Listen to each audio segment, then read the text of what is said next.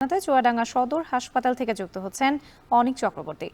অনেক হাসপাতাল ও স্বাস্থ্য কমপ্লেক্সগুলোতে রোগীর চাপ কেমন দেখতে পাচ্ছেন, রোগীদের সেবায় কর্তৃপক্ষ বাড়তি কোনো পদক্ষেপ নিয়েছে কিনা জানাবেন। রাত্রি আজকের যে তাপমাত্রা কিছুটা বেড়েছে। আজকে সকাল ৬টায় চুয়াডাঙ্গার আবহাওয়া অফিস তাপমাত্রা রেকর্ড করেছে ১৬°C। অর্থাৎ গত কয়েকদিনের যে তাপমাত্রা, সেই তাপমাত্রা থেকে আজকের তাপমাত্রা পরিমাণ কিছুটা বেড়েছে। কিন্তু আসলে ঠান্ডার উপস্থিতি কিন্তু আসলে খুব একটা কমেনি। আজ কিন্তু কুয়াশা খুব একটা ছিল না। কিন্তু শীতের যে প্রকোপ অন্যান্য দিনের মতো আজও কিন্তু ছিল। এই ঠান্ডা বাড়ার ফলে হঠাৎ করেই আ চুয়াডাঙ্গা সদর হাসপাতাল সহ স্বাস্থ্য কমপ্লেক্স এবং প্রাইভেট যে প্রতিষ্ঠানগুলো আছে সেখানে কিন্তু প্রতিনিয়ত শীতজনিত রোগীর সংখ্যা বাড়ছে। ভর্তি হওয়া এসব রোগীর মধ্যে শিশু এবং বয়স্কদের সংখ্যাই বেশি। পাশাপাশি একটা বিষয় জানিয়ে রাখি রাত্রি। সদর হাসপাতালের যে বেড সংখ্যা শিশুদের সেটি কিন্তু মাত্র ৩৩ টি।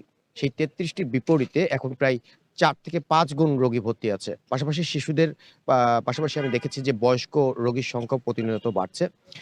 তারা কিন্তু আসলে এই বেড না পেয়ে আ মেঝেতে আসলে তে তে নিচে মেঝেতে চিকিৎসা নিচ্ছেন। এতে করে আসলে রোগীর পাশাপাশি যারা স্বজনরা আছে তারাও কিন্তু এক প্রকার ভোগান্তিতে পড়েছে। এরই মধ্যে একটা দুঃসংবাদ হচ্ছে চুয়াডাঙ্গা সদর হাসপাতালে যে স্যালাইন সেই স্যালাইন ডায়রিয়া স্যালাইন কিন্তু আসলে সংকট দেখা দিয়েছে বেশ কয়েকদিন। আ আমার সাথে কথা হয়েছিল সদর হাসপাতালের যিনি আবাসিক মেডিকেল কর্মকর্তা আছে তার সাথে। তিনি বলছেন যে এরই মধ্যে চাহিদাপত্র পাঠানো হয়েছে। অতি দ্রুত আসলে সংকট কেটে যাবে, নিরসন কেটে যাবে। তবে সিভিল সার্জনের সাথে আমার গতকালও কথা হয়েছিল। তিনি বলছেন যে হাসপাতালের কোনো সংকট নেই।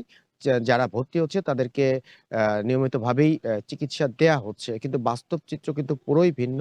হাসপাতালে যারা আসছে তারা কিন্তু ওষুধ পাচ্ছে না, বেড পাচ্ছে না। এক প্রকার ভোগান্তিই বলা যায়। পাশাপাশি সদর হাসপাতাল ছাড়াও আমি বিভিন্ন প্রাইভেট ক্লিনিকে খোঁজ নিয়েছি এবং প্রাইভেট চেম্বারে খোঁজ নিয়েছি। এখানে কিন্তু প্রতিনিয়ত আসলে শিশু রোগীর সংখ্যা প্রতিনিয়তই বাড়ছে। তো সব মিলিয়ে আসলে চিকিৎসকদের পক্ষ থেকে যারা ভর্তি হচ্ছে তাদেরকে পরামর্শ দেয়া হচ্ছে। বিশেষ করে এই শীতের সময়, ঠান্ডার সময় শিশুদের প্রতি বাড়তি নজর দেওয়ার পরামর্শ দিচ্ছেন চিকিৎসকরা।